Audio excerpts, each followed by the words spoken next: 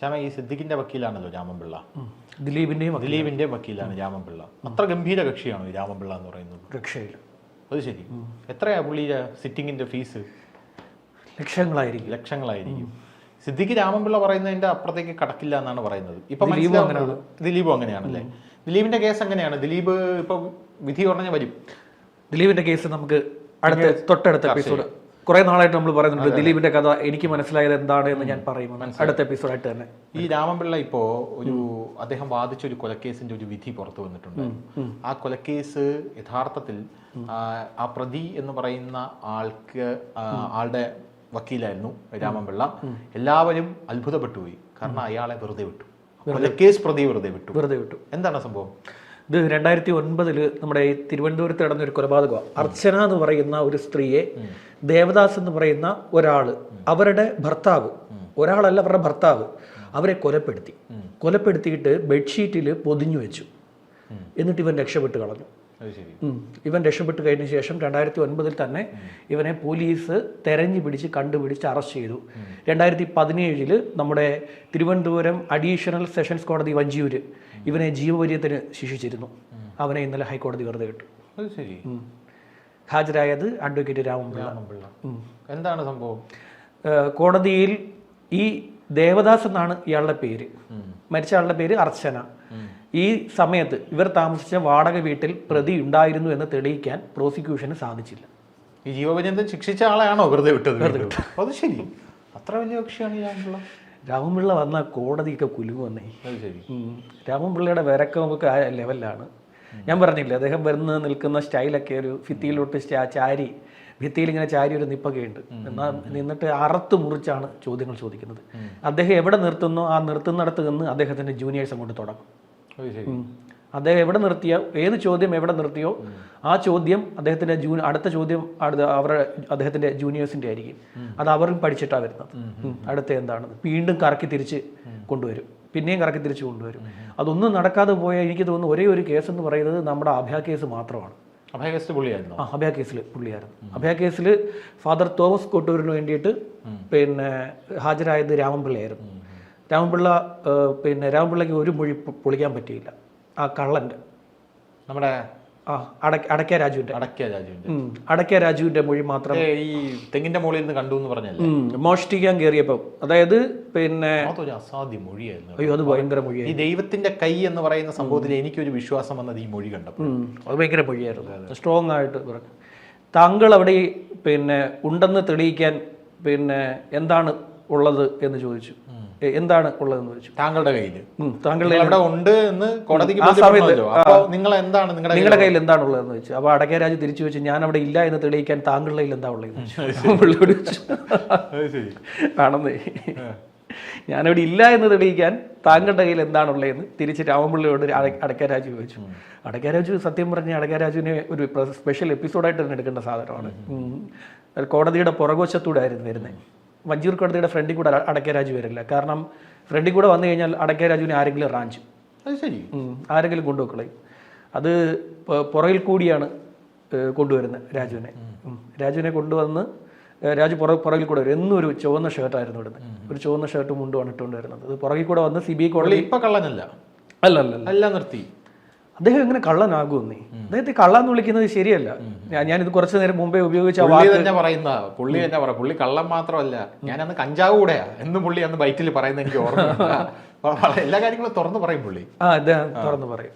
അദ്ദേഹത്തിന്റെ ഒരു രീതി അതാണ്. കള്ളൻ നേരത്തെ വിളിച്ചതിന് ഞാൻ ക്ഷമ ചോദിക്കണം. അദ്ദേഹത്തിന്റെ ഒരു സ്പെഷ്യൽ എപ്പിസോഡാണ്. അദ്ദേഹത്തെ നമ്മൾ പിന്നീട് വീണ്ടും എടുക്കും. ഇതിപ്പോ ഈ കേസിനകത്ത് സംഭവിച്ചിരിക്കുന്ന ഒരു കാര്യം എന്ന് പറയുന്നത്, സംശയാസ്പദമായി തെളിയിക്കാൻ ഒന്നും സാധിക്കുന്നില്ല. സംശയത്തിന്റെ ആനുകൂല്യം നൽകിയാണ് കോടതി പ്രതിക്ക്. അതായത് അന്ന് അപ്പോൾ പിന്നെ ആരാണ് ആ സ്ത്രീയെ കൊന്നത്? അതാണ് ഞാൻ ചോദിക്കാൻ വന്നത്. സ്ത്രീ മരിച്ചു, ഒരാൾ അവരെ കൊന്നു, പിന്നെ ആരാണ് കൊന്നത്? ഇത് നല്ലൊരു അഡ്വക്കേറ്റ് ഉണ്ടെങ്കിൽ ആർക്കും ഊരിപ്പോകാൻ നീ. ഇപ്പം ഇത് ഈ ഇടയ്ക്ക് പറഞ്ഞതുപോലെ ഹേമ കമ്മിറ്റി റിപ്പോർട്ട് സാർ, ഇവിടെ നിയമമുള്ളത് പാവപ്പെട്ട നിരപരാധികൾക്ക് വേണ്ടിയല്ല, കുറ്റം ചെയ്യുന്നവരെ രക്ഷിച്ചെടുക്കാനാണ് നിയമമുള്ളത്. കറക്റ്റാണ്. കുറ്റം ചെയ്യുന്ന ആൾക്കാരെ രക്ഷിച്ചെടുക്കാനാണ് ഇപ്പൊ നിയമ സംവിധാനം പല ആൾക്കാർ ഉപയോഗിക്കുന്നത്. അതെ അതെ അതെ. ഇത് പൈസ ഉണ്ടെങ്കിൽ ഊരി പോകാന്നുള്ളത്. ഇപ്പം ജസ്റ്റിസ് PB സുരേഷ് കുമാറും ജസ്റ്റിസ് C പ്രദീപ് കുമാറും അടങ്ങിയ ഡിവിഷൻ ബെഞ്ചാണ് ആ വിധി അങ്ങ് റദ്ദാക്കി കളഞ്ഞത്. ഈ ദേവദാസിന്റെ വിളിപ്പേരെന്താണെന്ന് അറിയാമോ? കയ്യിലിരിപ്പ് പോലെയല്ല കേട്ടോ, ഉണ്ണിമോൻ എന്നാണ് വിളിക്കുന്നത്. ഉണ്ണിമോൻ കാട്ടിക്കൂട്ടിയ പരിപാടിയാണ്. അർച്ചന കൊന്നത് അയാളുടെ ഭാര്യ അർച്ചന. അതെന്തായിരുന്നു കേസ് എന്നറിയാമോ? സംശയം, അതായത് ഈ ഡിസംബർ 28, 2009 ഡിസംബർ 28 ഈ സംഭവം. ഈവന് ഈ സ്ത്രീയെ സംശയമായിരുന്നു, സംശയരോഗിയായിരുന്നു. പിന്നെ ദേവദാസ് എന്നൊക്കെ കേൾക്കുമ്പോൾ ഏകദേശമൊക്കെ ഒരു ലെവൽ പോകുമല്ലോ. ഇതിൻ്റെ പിന്നെ സംശയത്തിൻ്റെ ഇതായിരുന്നു. ആ കുട്ടിയെ എപ്പോഴും, ആ സ്ത്രീയെ എപ്പോഴും അദ്ദേഹത്തിന് സംശയമായിരുന്നു. ഇത് ഈ മക്കളൊന്നുമില്ല, മക്കളുണ്ടായിരുന്നെങ്കിൽ എന്തായിരിക്കും, അത് കുഞ്ഞുങ്ങളും അനാഥമായി. 2017 മുതൽ ഈ 2024 വരെ ഭാഗ്യം കൊണ്ട് അത്രയും കാലമൊക്കെ ജയിലിൽ കിടന്നു. അത്ര. പിന്നെ എങ്ങനെയാണ് രാമൻപിള്ള ഇതിലോട്ട് എൻ്റർ ആവുന്നത്? ദേവദാസിന് വേണ്ടി ആരാണ് രാമൻപിള്ളയെ കൊണ്ടുവന്നത്? ദേവദാസിന്റെ പുറത്തിറങ്ങുന്ന ആർക്കാണ് ഇത്ര? ബന്ധുക്കളായിരിക്കും. ചെറിയ പൈസയ്ക്കൊന്നും രാമൻപിള്ളയൊന്നും ഇറക്കാൻ വരില്ല. രാമൻപിള്ള അസോസിയേറ്റ്സ് എന്ന് പറയുന്ന സാധനത്തിനെ ഇറക്കണമെങ്കിൽ ലക്ഷങ്ങൾ ഇല്ലാതെ നടക്കില്ല. അവരെ ഇറക്കണമെങ്കിൽ അവരുടെ ടീം വരുന്നത് തന്നെ പിന്നെ ഫ്രണ്ടിൽ പിന്നെ രാമൻപിള്ളയുടെ ഒരു കാർ വരും, ബാക്കിൽ അവരുടെ ജൂനിയേഴ്സിൻ്റെ ഒരു വണ്ടി വരും. ഒരു 2 വണ്ടിയിലാണ് ഇവർ വരുന്നത്. വരുമ്പോഴേ ഞാൻ പറഞ്ഞില്ലേ, കോടതി കുലുങ്ങുന്ന രീതിയിലാണ് ഈ വരക്കമൊക്കെ. അത് സീനിയർ അഡ്വക്കേറ്റ്സ് വന്നു കഴിഞ്ഞാൽ ഈ ഇരിക്കുന്ന ജഡ്ജിക്കും ഒരു ബഹുമാനമാണെന്നേ. അങ്ങോട്ട് സീനിയർ അഡ്വക്കേറ്റ്സ് വരുവാണെങ്കിൽ അവരുടെ ഒരു മുന്നിലൊക്കെ എന്താ പറയുക, ജഡ്ജി ഭയങ്കരമായിട്ടൊരു ബലം പിടുത്തമൊന്നും കാണിക്കാൻ നിൽക്കത്തില്ല. അവർ ലോഹ്യത്തിലാണ് സംസാരിക്കുന്നത്, ലോഹ്യമായിട്ടാണ് സംസാരിക്കുന്നത്. നമ്മൾ അങ്ങോട്ടും ഇങ്ങോട്ടും അവരുടെ ഒരു കോൺവെർസേഷൻ കാണുമ്പോൾ മനസ്സിലാവും. അവർ ചിരിച്ചുകൊണ്ടൊക്കെയാണ് ചില സമയത്ത് അങ്ങോട്ടും ഇങ്ങോട്ടുമുള്ള ഭാഷയിൽ സംസാരിക്കുന്നത്. അതിൽ ആകെപ്പാടെ അതൊന്നും കാണിക്കാതിരുന്ന ഒരു ജസ്റ്റിസ് എന്ന് പറയുന്നത് എനിക്ക് വന്ന് അഭയ കേസിലെ ജസ്റ്റിസുമാണ്. അദ്ദേഹം ഭയങ്കര ദേഷ്യക്കാരനായിരുന്നു, ഭയങ്കര ദേഷ്യക്കാരനായിരുന്നു. എന്താ പുള്ളിയുടെ പേര്? സനൽ, ജസ്റ്റിസ് സനൽ. അപ്പോൾ അദ്ദേഹം ഭയങ്കര ദേഷ്യക്കാരനായിരുന്നു, ഭയങ്കര കാർക്കശ്യക്കാരനുമായിരുന്നു. ഒരു ഘട്ടത്തിൽ ഒരു സിസ്റ്ററോട് തന്നെ പറഞ്ഞു,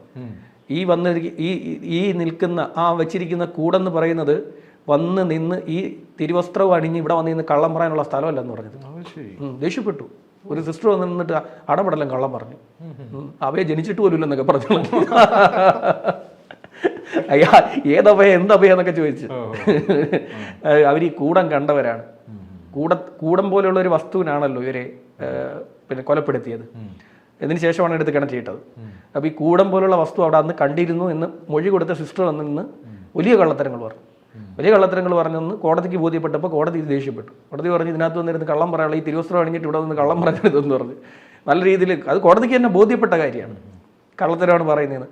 അത് എന്താ ഓരോരുത്തരായിട്ട് വന്ന് കൂടും. വല്ലാത്ത കോളുകളൊക്കെ ഉണ്ടാക്കിയ ഒരു കേസാണ്, ഭയങ്കര കേസാണ്. അഭയ കേസിനെ കുറിച്ച് ഒരു സിനിമ വന്നിട്ടുണ്ടല്ലോ, സുരേഷ് ഗോപിയുടെ. അത് വലിയ വിവാദമായി അവസാനം അതിന്റെ ക്ലൈമാക്സ് മാറ്റിച്ചല്ലേ. അതെ. ആ എന്തായാലും പേരെന്തായിരുന്നു ആ സിനിമയുടെ? മറന്നുപോയി. വിജയരാഘവൻ ഫാദർ ക്ലെമൻ കാളിയാറായിട്ട്. കാളിയാർ അത് ഭയങ്കര രസമുള്ളൊരു ഫാദർ കാളിയാർ പത്രോസ്. അതെ അല്ലേ? അതെ, അത് നല്ല രസമായിട്ടുള്ളൊരു സിനിമയാണ്. അത് കോടതിയിലെ വിചാരണ അങ്ങനെ ആയിരുന്നു, മത്സരിച്ചായിരുന്നു കൂറുമാറ്റം.